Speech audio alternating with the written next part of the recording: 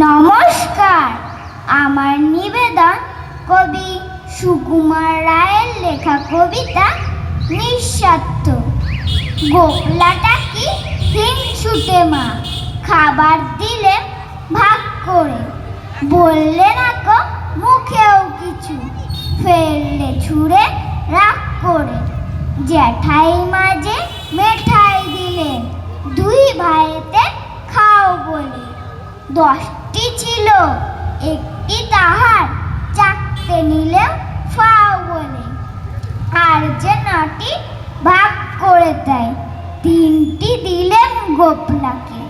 তবুও কেমন হ্যাংলা ছেলে, আমার ভাগেই চোখ রাখে। বুঝিয়ে বলি, কাঁদিস কেন, তুই যে নেহাত কনিষ্ঠ। বয়স বুঝে সামলে খাবি, তা নইলে হয় অনিষ্ট। 3টি বছর তফাৎ মোদের, জায়দা হিসাব গুনতি তাই। মোদ্দা আমার 6খানি হয়, 3 বছরে 3টি পায়। নমস্কার।